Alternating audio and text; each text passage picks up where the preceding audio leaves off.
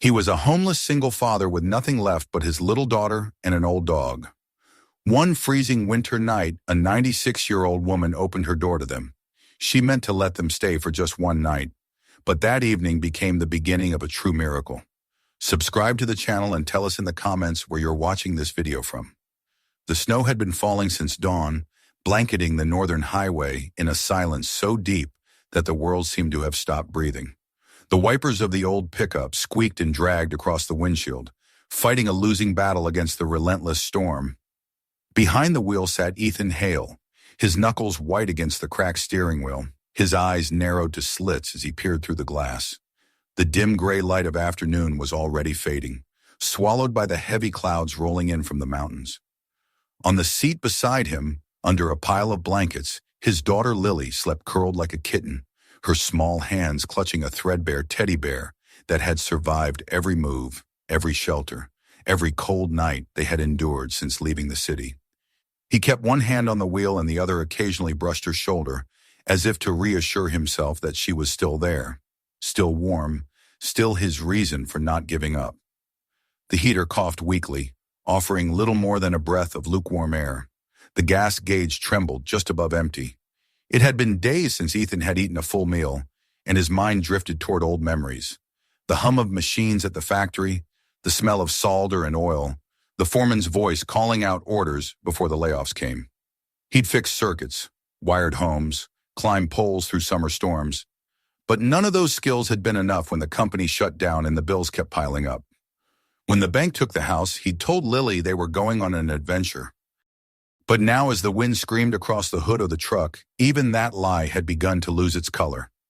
The road ahead stretched like a gray ribbon through a wasteland of snow and pine. Every few miles, a sagging fence or a frozen mailbox appeared, half buried in drifts, silent witnesses to a land that had forgotten warmth. Ethan squinted through the windshield and saw nothing but swirling white. His headlights were useless, scattering against the curtain of flakes. He glanced at the dashboard clock. The numbers blinked faintly, almost out. It was close to evening. He needed fuel, food, and a place to sleep, but the last town had been 30 miles back, and he'd been too stubborn to stop. He told himself that somewhere ahead there had to be another town, some gas station, a diner, any place with light. The storm grew heavier. Snow fell in sheets, thick and blinding. The tires slipped once, twice, and then caught again.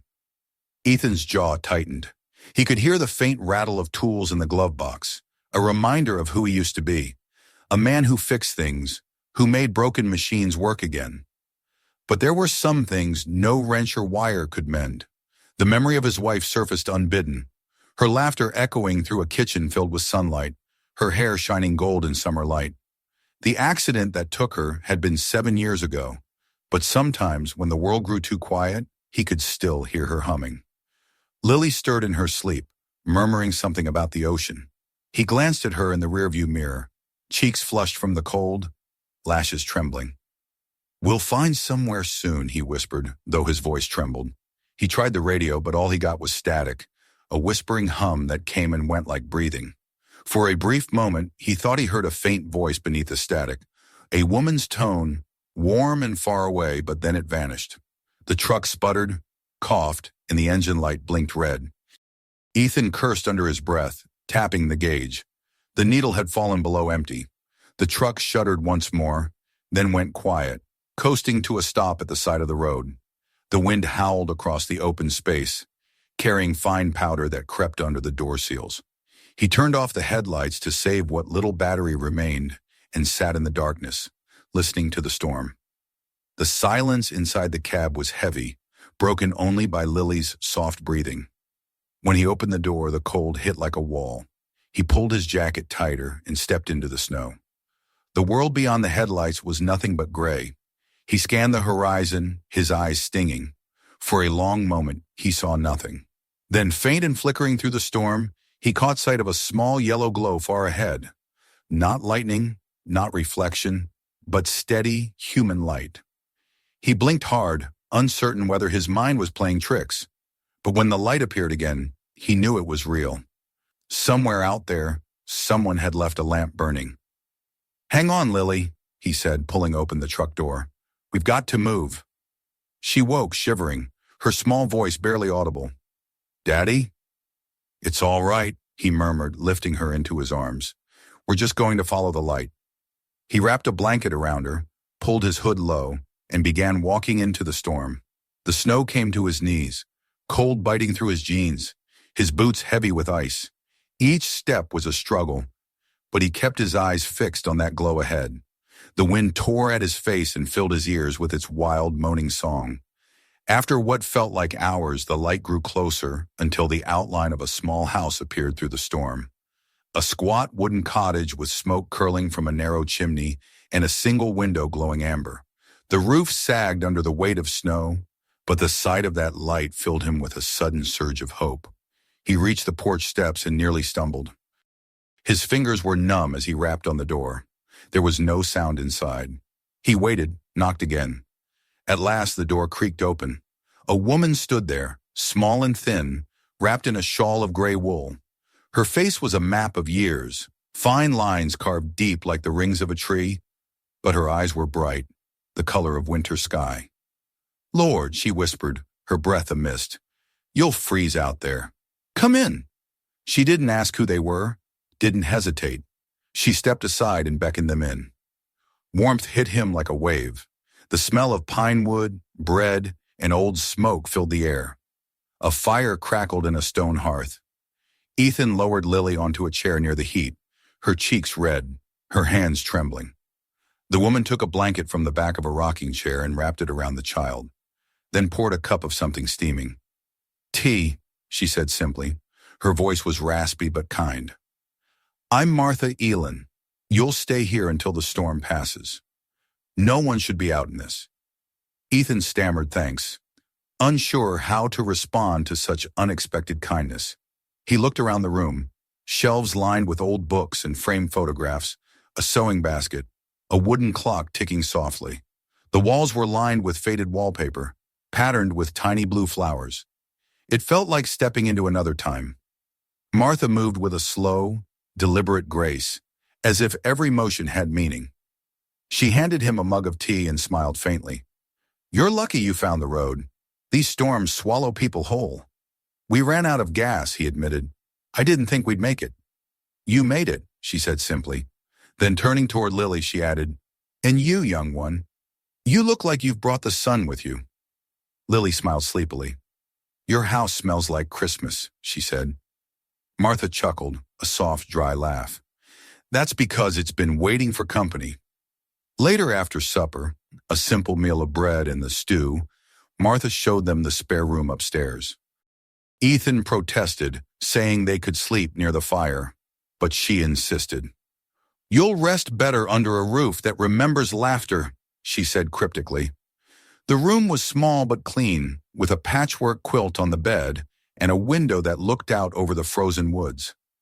As Ethan tucked Lily in, he noticed how peaceful she looked, her breathing slow, her hand resting on the teddy bear's head. He felt the weight of exhaustion pressing down on him. For the first time in weeks, the fear that had lived in his chest began to loosen its grip. Downstairs, Martha sat by the fire, knitting in silence. When he came down, she looked up and studied him for a moment, as though trying to read something written behind his eyes. You're a worker, she said. You build things. I used to, he replied quietly. Factories close. Houses disappear. These days, I just try to keep the truck running. She nodded slowly. Then you'll understand this house. It breaks now and then, but it still stands. He didn't know what to say. She motioned toward the empty chair across from her. Sit, she said. Warm your hands. You've brought road dust on your soul, and the fire will burn it off. They sat in silence for a long time, the only sound the crackle of the fire. Ethan's eyes wandered to the mantel, where several framed photographs stood. A man in a forest ranger's uniform, tall and broad-shouldered, and beside him a young boy with unruly red hair. Your family? He asked gently. Martha's gaze softened, though her smile faltered. My husband Arthur, and our son Tom. She looked toward the window where the storm still howled. They both love this place more than anything. Ethan hesitated. Are they? She finished for him. Gone. Long ago. Then after a pause, she added, but the house keeps them near. Later, when the fire burned low and Martha retired to her room, Ethan stayed by the hearth, staring into the flames. The house creaked with the sound of settling wood, but beneath it was something else, a rhythm, almost like breathing.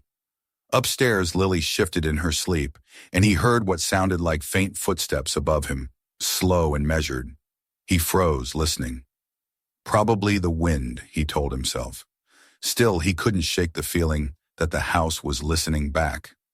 He climbed the stairs quietly and peeked into Lily's room. She was fast asleep, her face serene in the flickering firelight. The sound had stopped. He returned to his own small bed, lay down, and closed his eyes.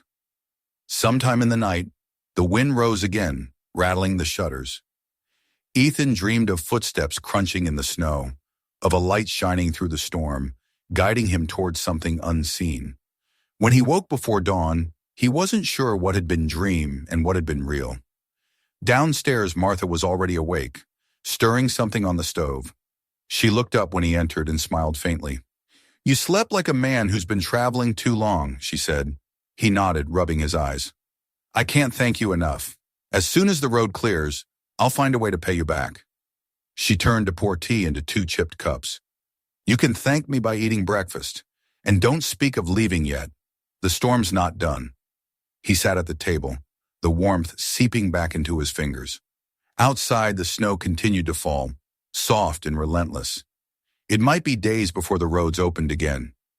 He glanced toward the window, half expecting to see the world swallowed by white, but instead he saw the faint shimmer of the first morning light breaking through the clouds. Martha followed his gaze. "Every storm ends," she said quietly, "but some leave gifts behind." When she smiled, Ethan noticed something change in her expression, a flicker of recognition, almost as if she saw someone else when she looked at him. She set down the cup, folded her hands, and said softly, "Perhaps you came here for a reason, Mr. Hale. This house has been waiting for you." He wanted to ask what she meant, but before he could speak, the wind howled again, shaking the window so fiercely that one of the panes shivered in its frame. From upstairs came a muffled thud, like a footstep or a door closing on its own. Lily looked up from her bowl of oatmeal, eyes wide. Martha didn't move. She only whispered almost to herself, "The house remembers." Outside, the storm gathered strength once more, burying the road completely. Ethan felt a chill that had nothing to do with the cold. They weren't going anywhere. Not yet. And deep inside, though he wouldn't admit it aloud, a small voice whispered that maybe, just maybe, Martha was right. The house had been waiting. By the second morning, the world outside the little cottage had vanished completely beneath the snow. From the kitchen window, Ethan could see only the tops of the birch trees, their white limbs indistinguishable from the sky. The road was gone, erased as though it had never existed, and the fence posts out front had disappeared into drifts taller than a man. The storm had sealed them in like fossils trapped in ice. Yet inside, the house was warm, the air scented with bread and cedar smoke, the fire in the hearth crackling like a heartbeat. Ethan had always been a practical man. He believed in logic, in the hum of circuits and the measured flow of current through wires. But something about this place defied explanation. The walls whispered when the wind blew, the floors sighed as if remembering footsteps long gone, and the air itself seemed alive, watchful. He had told himself it was an old house shifting under pressure, but when he woke in the night to the sound of slow, deliberate steps above his head, that logic slipped away. Still, he didn't mention it to Martha. There was no sense frightening Lily with talk of ghosts, not when they were stranded miles from anywhere. That morning, Martha moved about her kitchen with quiet certainty. Her age didn't show in her hands. They were steady, graceful, alive with a rhythm born of habit. She hummed as she stirred a pot on the stove, an old hymn Ethan didn't recognize, but which filled the room with strange comfort. Lily sat at the table drawing pictures on a scrap of brown paper. "It's a map," she said when Ethan asked. "A map to the forest." Her voice was light, content. He nodded, pretending not to feel the chill that had settled between his shoulder blades since dawn. The day passed slowly, wrapped in white silence. Ethan worked where he could, replacing a few boards on the porch that had come loose, sealing a draft around the window frame. He found tools in the shed out back, each one rusted but still usable, neatly arranged as though waiting for his hands. Martha watched him through the window while kneading dough, a faint smile on her lips. When he came inside to wash, she said simply, "Arthur would have liked you." Her tone was soft, neither nostalgic nor sad, merely true. He dried his hands and asked, "Your husband?" She nodded. "He built this place himself, said a house should be a living thing with its own breath and bones. It's been too quiet since he passed. You're giving it back its pulse." She turned away before he could reply, but her words stayed with him. He couldn't shake the feeling that the walls around him were listening, stretching, even breathing in rhythm with the fire. After lunch, Lily helped Martha feed the birds. They stood at the window, scattering crumbs, watching as sparrows landed on the snowbanks, their feathers puffed against the cold. The sight made the child laugh, the sound bright and clean. Martha leaned closer to her and whispered something Ethan couldn't hear. Whatever it was, Lily's eyes widened, her smile growing soft and secretive. When he asked what she'd said, Lily shrugged. "She told me the birds remember people," she answered, "that they come back as wings." Martha only smiled from her chair by the stove. The storm outside showed no sign of ending. By afternoon, the light dimmed again, and the wind began its low moan across the roof. Ethan fetched firewood from the porch, stacking it neatly beside the hearth. The moment he shut the door, the sound returned. Those faint, rhythmic creaks from above, like someone pacing in slow circles. He looked up, his brow furrowed. Martha was stirring the soup, her back to him. "Do you hear that?" he asked. She didn't turn. "This old place talks to itself," she said evenly. "You get used to it." He tried to laugh but couldn't. That night, when Lily went to bed, she whispered to her father, "I think someone walks up there." He brushed her hair from her face and smiled the way a parent smiles when pretending to be fearless. "It's just the wind," he said. But after she fell asleep, he sat in the chair by the window, watching the snow fall in endless silence.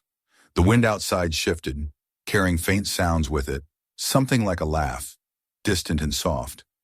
He stood, climbed the narrow stairs, and opened the door to the attic.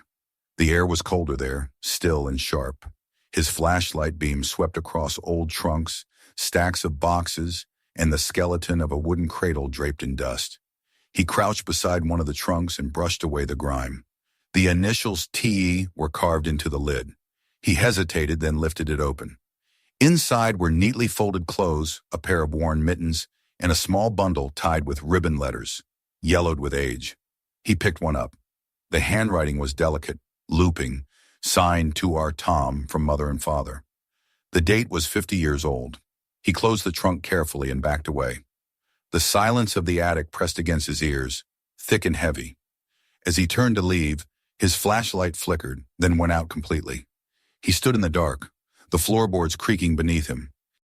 For a heartbeat, he thought he heard breathing that wasn't his own, slow and shallow. He called out quietly, "Is someone there?" No answer. He took a step forward, and something brushed his arm, soft, almost like fabric caught on the air. He stumbled toward the stairs, heart hammering, and descended without looking back. When he reached the kitchen, Martha was sitting by the fire, her hands folded in her lap, as though she had been waiting. "Did you find what you were looking for?" she asked without surprise. Ethan hesitated. "I wasn't looking for anything." "And yet you found something," she murmured. "You have the look of a man who's just read a ghost."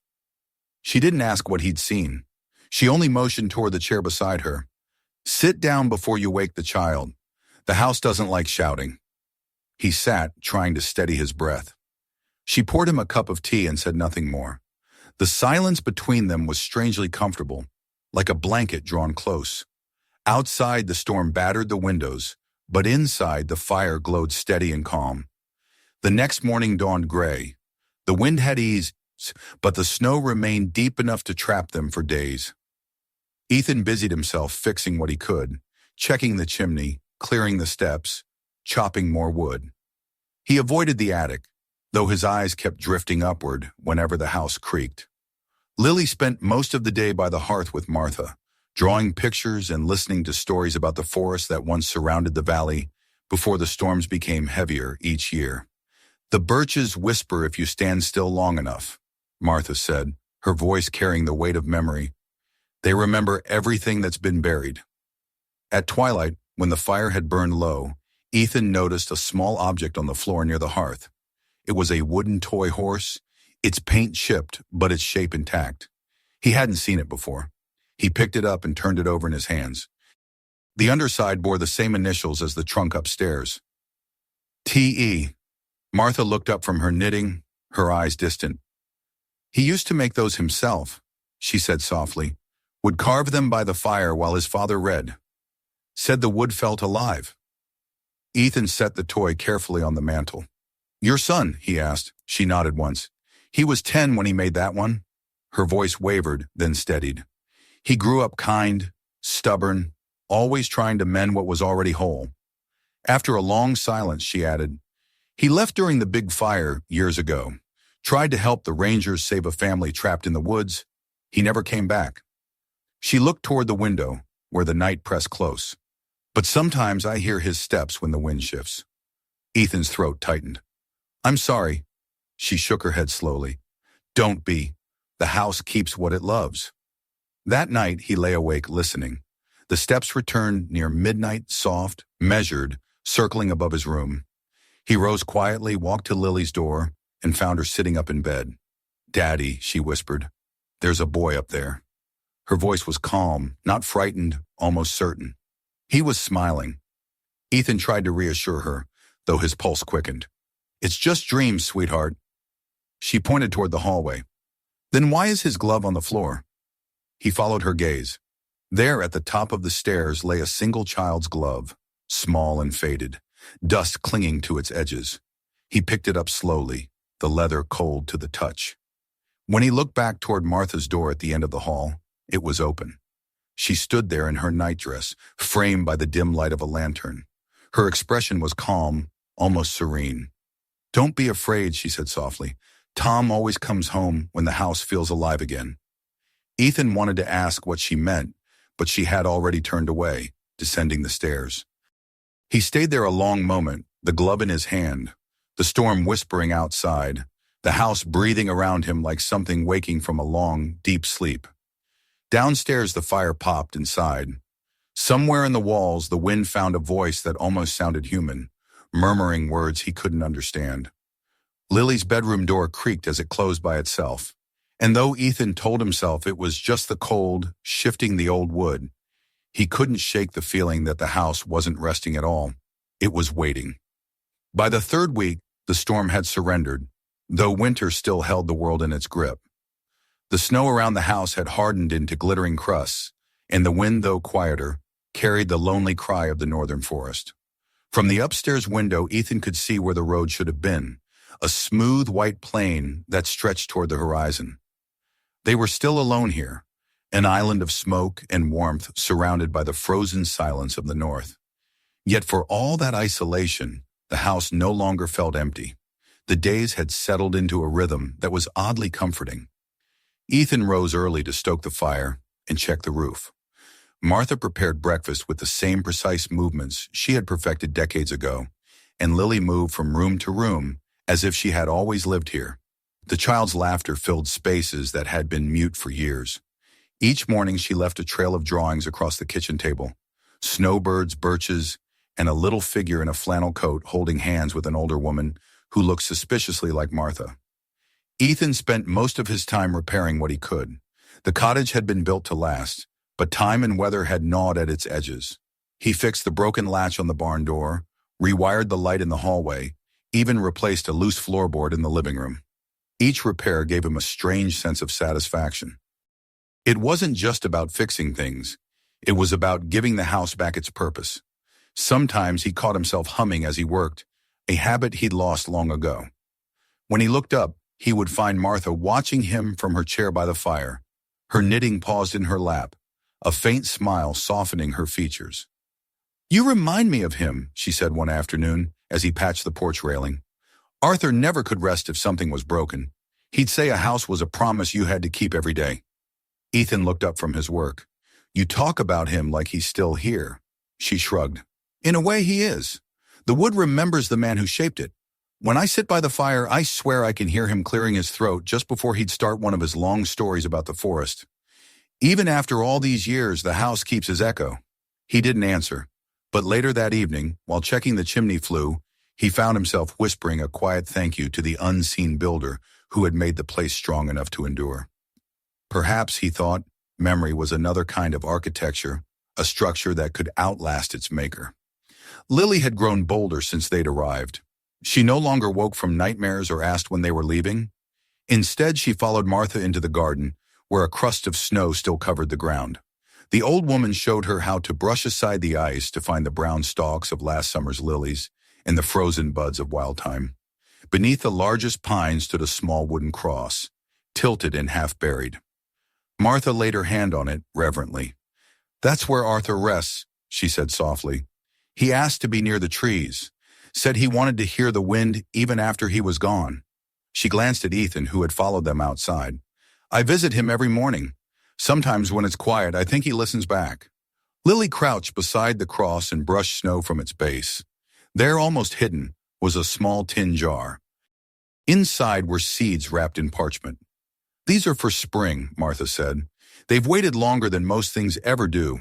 When the ground softens, you'll help me plant them, won't you?" Lily nodded solemnly. "Promise," she said. That night, as they sat near the fire, Martha brought out a leather-bound notebook. "Arthur kept this," she explained, handing it to Ethan. "It's a diary of sorts, about the land, the weather, the forest. He used to say that the world spoke in patterns, if only a person learned how to listen." Ethan turned the brittle pages carefully. The entries were neat, dated, full of observations about the tides of the lake and the behavior of animals. But as he neared the end, the writing changed. Less orderly, more personal. The final page carried only a few lines. "If the house ever falls silent, let the wind choose who should find it. When someone listens, it will know." He closed the book slowly. The words stirred something deep within him, a quiet ache he couldn't name. For the first time in years, he didn't feel like a man running from the past. He felt as though he had been led somewhere, step, by something that understood him better than he understood himself. That night, he dreamed of laughter echoing through the hallways, of a boy's footsteps on the stairs, of the smell of pine and bread, and a voice humming an old tune. When he woke, the fire had burned down to embers. The air in the room was strangely luminous, filled with a pale, silver light that pulsed faintly, as if alive. He sat up, heart racing. The glow came from the doorway. He rose and followed it, barefoot across the creaking boards to the stairs leading up to the attic. The light was stronger there, spilling from beneath the closed door. Slowly he reached for the handle and opened it. Inside, the air was cold and still. His breath showed in white clouds. The glow flickered once, like a candle, then dimmed. In its fading shimmer, he thought he saw the outline of a boy standing by the window, head tilted as if listening to something outside. "Tom?" Ethan whispered before he could stop himself. The figure turned slightly, then vanished as the light dissolved into darkness. The silence that followed was absolute. Ethan stood there trembling, his hand still on the doorframe. When he stepped back, he left a clear footprint in the dust beside several smaller ones, bare, child-sized, leading toward the window and stopping there. He didn't sleep again that night. When dawn came, Martha was already at the stove, the smell of oatmeal and honey filling the kitchen. She looked at him knowingly. "You met him," she said. It wasn't a question. "I saw light," Ethan began, but she interrupted gently. "He always liked the mornings best. Said they were the closest thing to forgiveness." Ethan sat down, uncertain whether she was speaking in riddles or truths too deep for reason. Lily came bounding down the stairs, cheeks flushed, hair in disarray. "I dreamed about a boy," she said. "He was laughing in the snow." Martha smiled faintly. "Dreams are just doors, dear. Some open both ways." The following days passed in a blur of small, good work.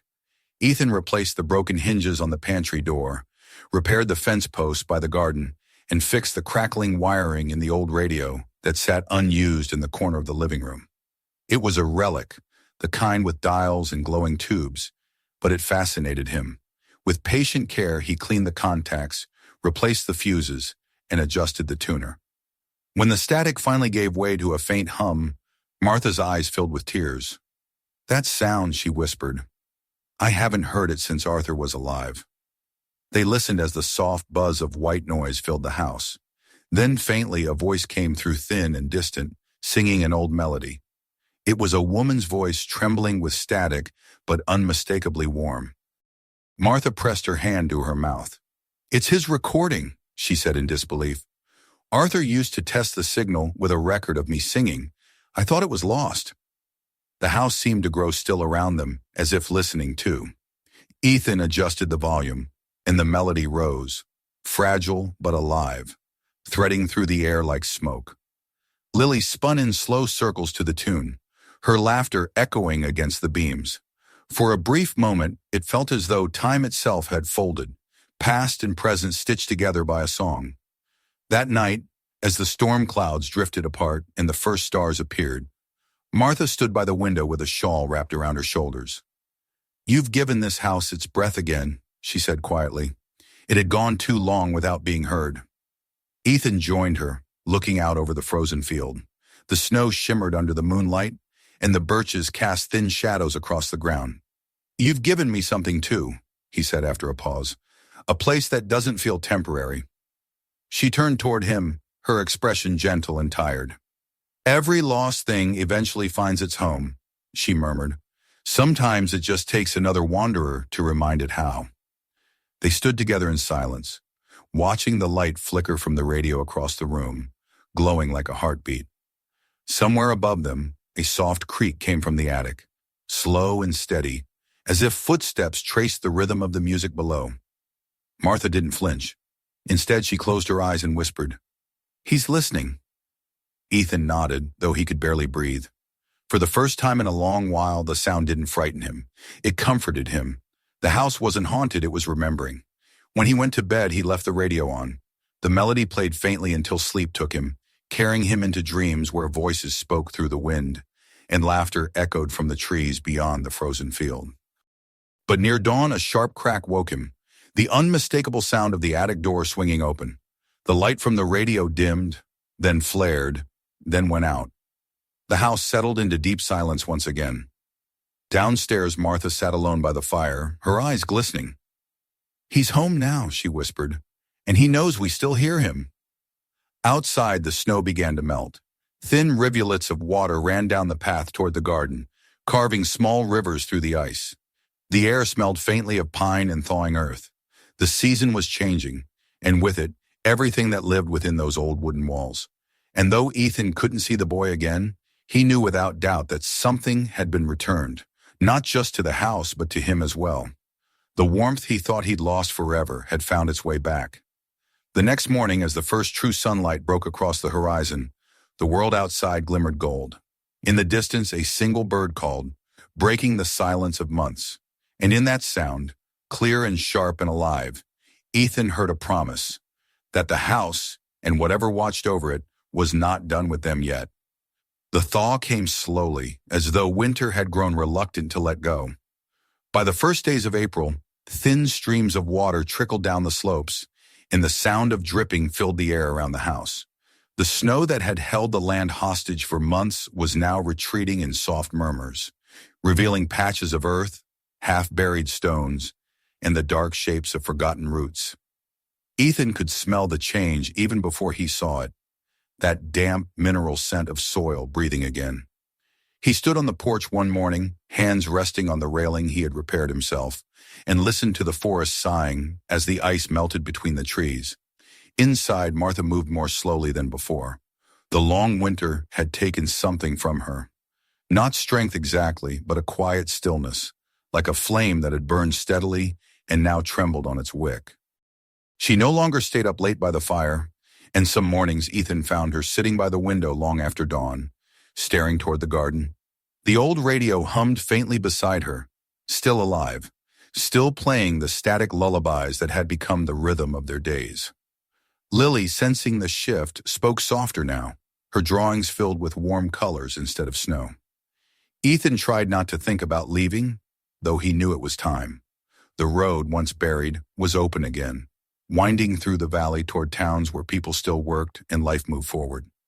He had been offered a job by a mechanic in Cedar Ridge, a few hours south.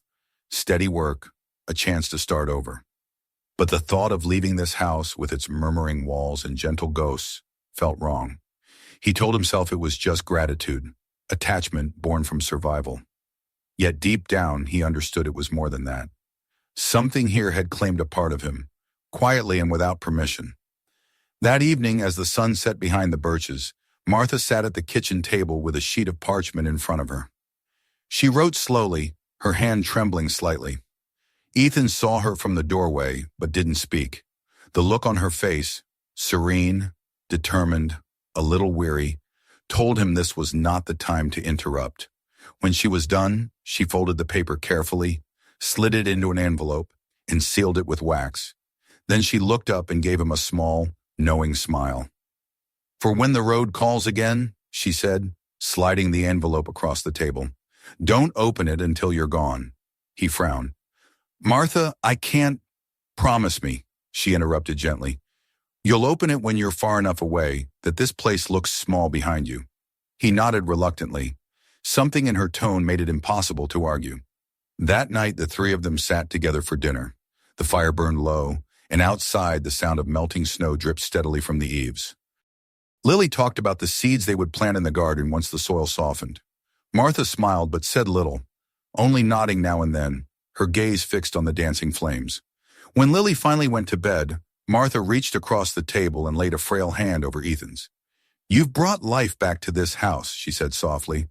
"It had forgotten how to be alive. So had I." He shook his head. "You gave us shelter when we had nowhere to go. You saved us." She smiled faintly. "That's what old houses and old hearts are for, to shelter what's lost until it remembers itself." Her hand lingered in his for a moment before she withdrew it. "You should rest. Tomorrow will come sooner than you think." Ethan didn't sleep well that night. He woke once to the sound of the radio flickering on by itself. The static hummed, then faded into a woman's voice singing the same wordless tune that had played before. He lay there listening, unsure if he was dreaming. Somewhere in the house, a floorboard creaked, then fell silent again. When dawn finally came, the light felt strange, heavy and pale, as if the world were holding its breath. Lily woke first and went downstairs, calling for Martha. Ethan heard her footsteps, then the stillness that followed. Something inside him tightened. He hurried down the stairs. Martha was sitting in her chair by the fire, wrapped in her shawl. The mug beside her was empty, the radio silent. Her eyes were closed, her hands folded in her lap around a small faded photograph of a young boy with red hair. There was peace in her face, as if she had simply fallen asleep mid-conversation. Lily's voice trembled. "Daddy, she won't wake up." Ethan knelt beside the chair, his throat closing. The room felt impossibly quiet, the kind of silence that settles after something sacred passes through. He stayed there for a long time, holding one of her hands, still warm from life. Then he saw the envelope on the table, the one she had sealed the night before. He opened it slowly. Inside was a short letter, written in her careful script. "My dear ones, if you are reading this, then I have gone to where waiting ends. This house is yours now. The land, the garden, the trees that know your names, all of it. Do not mourn me. I have had a long life, and for a little while you gave me back its meaning. A home is not walls or wood. It's the warmth we leave behind for others to find. Keep the fire lit. Plant the seeds. The house will remember you." There was also a folded document beneath the letter, a will naming Ethan Hale and his daughter Lily as the inheritors of the property. His eyes blurred as he read. He pressed the letter against his chest, unable to speak. Later that day, under a sky streaked with pale silver, he buried Martha beside her husband, beneath the great pine tree overlooking the garden. The ground was still half frozen, but the soil yielded gently, as if it, too, wished to let her rest. Lily helped him carry wildflowers from the windowsill to place on the mound. When they were done, Ethan stood in silence, his hands trembling. As evening fell, he sat on the porch and watched the horizon darken. The radio inside the house crackled faintly, though he hadn't touched it since morning. Then a soft voice drifted out, so quiet it might have been the wind. "Thank you, son," it said. "Now this home can breathe again." He closed his eyes. The ache in his chest was deep but not bitter. It was something gentler, a sorrow threaded with peace. That night the northern lights appeared for the first time since the storm. Bands of green and violet shimmered above the roof, their reflection glowing in the windows. Lily watched them from the upstairs room, her face lit with wonder. "Do you think she can see them?" she asked. Ethan smiled faintly. "I think she's the reason they're shining." When he finally went to bed, he left the radio on. It hummed softly through the night, filling the house with its steady pulse. In the small hours before dawn, he dreamed of Martha standing beneath the pine tree, her shawl lifting in the wind. She turned toward him and smiled, her eyes bright and young. "Keep the light burning," she whispered. He woke to sunlight pouring through the curtains. The storm was gone, and for the first time the world outside was alive again. The snow had melted enough to reveal patches of earth, dark, rich, ready for planting. He looked toward the garden and saw Lily kneeling in the mud, her small hands pressing seeds into the soil. Ethan stepped out onto the porch, breathing in the sharp, clean air. The house behind him creaked softly, not from age, but as though stretching after a long sleep. And when he glanced back toward the window, for a brief moment he thought he saw Martha's reflection watching over them, her smile faint but full of light. The north wind rose, sweeping through the birches and carrying with it a low, melodic hum. It was the same tune that had played on the radio, the song that had filled their nights with its strange, haunting comfort. And as the day unfolded, the house stood quiet but alive, its smoke curling into the pale spring sky, its windows catching the morning sun like open eyes. Ethan felt a calm he hadn't known in years. The road still waited beyond the trees, but for now, he had no urge to follow it. Here, in this quiet place, surrounded by memory and promise, he had found something far rarer than safety. He had found home. Spring arrived to the northern valley not with thunder or celebration, but with quiet persistence.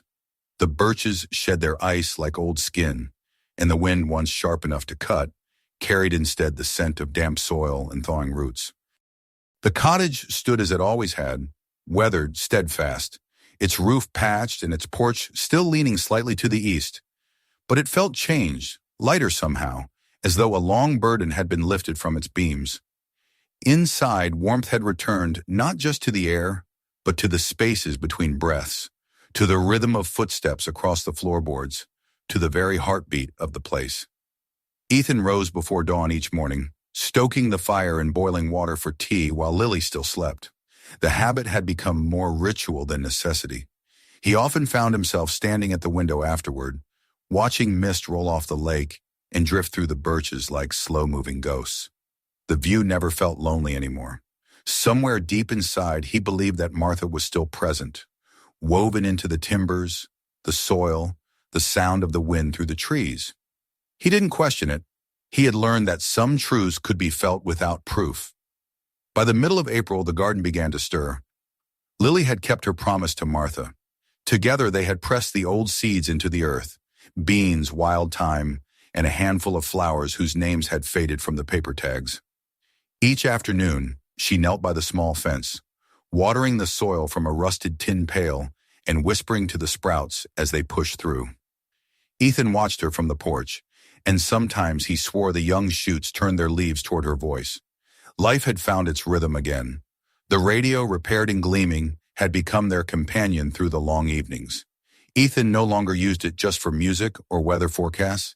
Instead, he began recording short messages, reflections, stories, small fragments of gratitude. At first, he spoke to the static in secret, embarrassed by the sound of his own voice. But soon it felt natural, as if he were sending letters into the air, addressed to the house itself, or perhaps to Martha, wherever she was. "Birch Light Station," he said one evening, leaning toward the microphone. "Reporting fair skies and a calm lake. The lilacs are blooming again. I think you'd like that, Martha. You always said the world tells its secrets in scent before color." He smiled faintly, then clicked the transmitter off. When he looked up, Lily was standing in the doorway, with her blanket around her shoulders. "Who are you talking to?" she asked, sleep still heavy in her eyes. "To the wind," he said softly. "It remembers her voice better than I do." The girl nodded solemnly, as if that explanation made perfect sense. She stepped closer, resting her head against his arm. "Do you think she can hear us?" Ethan hesitated, then answered truthfully, "I think she already did." As the weeks passed, the house filled with quiet signs of life returning. The birds came, first robins and starlings nesting beneath the eaves, their songs spilling through the morning air. Then the foxes returned to the forest's edge, their sleek shapes darting through the ferns. Even the windmill at the far end of the field turned more steadily now, its creak no longer mournful but rhythmic, almost musical. Ethan oiled its gears and tightened the bolts until it spun freely again, its blades flashing silver in the sun. One evening, as twilight deepened and the first stars appeared, a vehicle approached along the gravel road. The sound startled him. It had been months since anyone had driven this far north. A moment later, a familiar voice called out from the gate. It was Sheriff Dalton, a heavy-set man with a soft drawl and the kind of patience that only small-town officers seem to cultivate. "You've been hard to reach, Hale," he said with a grin as Ethan met him halfway down the path. "Figured I'd check you weren't buried under snow or ghosts." Ethan chuckled quietly. "We're fine, Sheriff. Ghosts here keep good company." Dalton nodded toward the cottage. "Heard about the old lady. Folks in town say she left you the place." "She did," Ethan replied simply. "Good woman," the sheriff said, his tone softening. "She used to bake pies for every firehouse fundraiser within 50 miles. Didn't talk much about herself, though. Guess you saw more of her heart than most." Ethan didn't answer. There wasn't much to say. Dalton handed him an envelope, official-looking, with the county seal. "Deed transfer confirmation," he explained. "All signed and legal now. This land's yours outright." Ethan took it, the paper surprisingly heavy in his hands. Ownership had never meant much to him before. He'd lived out of trucks, motels, borrowed rooms, but this was different. This was rooted, real. He thanked the sheriff, who tipped his hat and drove off into the deepening dusk. That night, after Lily had gone to bed, Ethan sat at the kitchen table with the letter Martha had left and the new deed beside it. He read her words again slowly. The ink faded but still steady. "The house will remember you." He traced the sentence with his finger, then folded the page carefully and slipped it inside the same drawer where Martha once kept her recipes. Outside, the night wind picked up.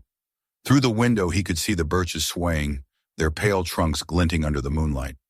Somewhere above the roof, an owl called low and steady, a sound that filled the air with calm. He rose and went to check the radio one last time before sleep. Its dial glowed faintly amber in the dark. He hesitated, then pressed the transmitter button and spoke. "Birch Light Station," he said softly. "The house is still breathing. The garden's awake. And so are we." Static filled the silence. Then just for an instant, a faint voice hummed through the airwaves. It was the same melody he'd heard months ago, the one that had played from Arthur's old recording. Only now it was clearer, stronger, as if sung by someone who stood just beyond hearing. Ethan didn't move. He listened until it faded, then turned off the radio and whispered, "Good night, Martha." Days slipped into weeks, and weeks into months. The valley transformed. Grass grew tall in the meadows, the lake shimmered with blue light, and the birch trees rustled like old pages being turned. Ethan and Lily built a small wooden bench beside the pine tree where Martha rested. They tended the garden daily, and each evening they read aloud from her worn diary, recording the entries into the radio's transmitter so her words would travel farther than the forest's edge. By midsummer, travelers began to stop by, hikers, lost motorists, or neighbors curious about the smoke rising again from the old chimney. They came with stories of their own, and Ethan always welcomed them inside, offering tea and warmth. The cottage, once forgotten, had become a place of refuge again. Lily grew sunburned and freckled, her laughter bright as birdsong. One afternoon, she ran to him from the garden, holding a cluster of small purple blossoms. "They grew, Daddy," she shouted. "The seeds Miss Martha gave us, look." He took the flowers gently, their scent light and clean, like the air after rain. "They're beautiful," he said, just like she promised. That night, as they placed the blossoms on the mantel, the radio crackled on its own. The faint hum returned, a thread of sound woven through the static. Lily's eyes widened. "She's here," she whispered. "She's listening." Ethan smiled. Then let's make sure she hears something worth remembering. He adjusted the dial, leaned forward, and began to speak again. Birch Light Station, reporting a clear night over the valley. The garden is blooming, the windmill's turning, and the stars are wide awake. He paused, his gaze drifting toward the window where the lake shimmered faintly under the moonlight. If you're out there, old friend, he said softly, know that the house you built still stands. It's not lonely anymore. For a moment, the static pulsed like a heartbeat. Then the same melody returned, soft, endless, filled with light. Ethan sat back, closing his eyes. He could almost see her there, Martha by the fire, shawl around her shoulders, smiling in that quiet way that made everything feel right. The house creaked, settling gently in the night. The wind outside whispered through the birches, carrying seeds, songs, and the breath of all that had come before. When the morning came, sunlight flooded the cottage, spilling across the table and over the old radio. The world outside glowed with life. The garden shimmered with dew.